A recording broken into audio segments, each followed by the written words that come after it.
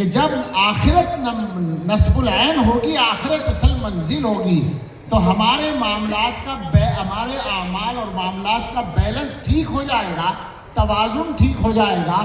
دین کو جہاں رکھنا چاہیے وہاں رکھیں گے، اور دنیا کو جہاں رکھنا چاہیے وہاں رکھیں گے۔ عام طور پر دین اور دنیا کی جب بات آتی ہے تو لوگوں کو ایک غلط فہمی ہوتی ہے کہ مولوی لوگ جو ہے یہ کہہ رہے ہیں دنیا کو چھوڑ دو، دنیا کا پیسہ چھوڑ دو، دنیا مت کماؤ۔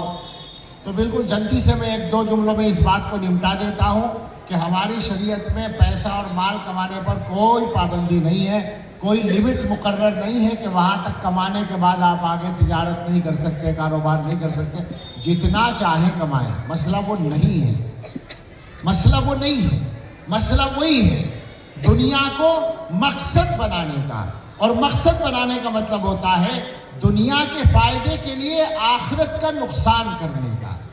اس سے منع کیا گیا ہے، ایک پیسے کے لیے بھی آخرت کا نقصان نہ کرو، اور آخرت کے نقصان کے بغیر تم ارب پتی بن جاؤ، کھرب پتی بن جاؤ، شریعت میں کوئی پابندی نہیں ہے۔ ہاں تم جو چاہے بن جاؤ، مگر دنیا کی عظمت دل میں نہ ہو، عظمت دین کی ہو۔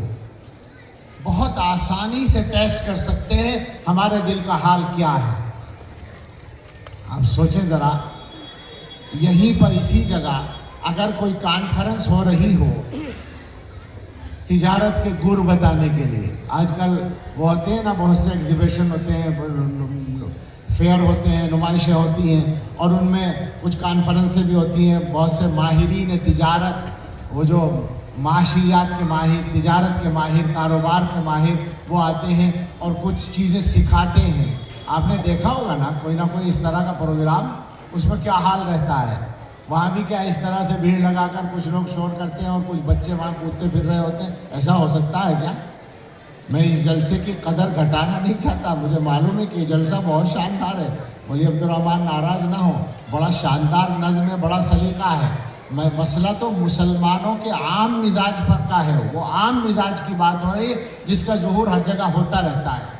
عرض یہ کرنا ہے، دنیا کی عظمت نکال دیں، عظمت فقط دین کی رکھیں، دنیا نمبر 2 پر رکھیں، دین نمبر 1 پر رکھیں۔ میں ٹیسٹ کی بات کر رہا تھا، ٹیسٹ اس طرح ہوتا ہے کہ دینی معاملات کے لیے جو ہمارا رویہ ہے وہ کیا ہے، اور دنیاوی معاملات کے لیے جو ہمارا رویہ ہے وہ کیا ہے۔ ایک ٹیسٹ اور عرض کرتا ہوں قرآن کریم کی روشنی میں، وہ واقعہ سب جانتے ہیں، قرآن کریم کا مشہور واقعہ ہے۔ قرآنی شخصیات میں ایک نام ہے، قرآنی شخصیات سے مراد ہے جن لوگوں کا ذکر قرآن میں آیا ہے۔ ایک نام ہے قارون کا، جو حضرت موسیٰ علیہ السلام کی قوم کا آدمی ہے۔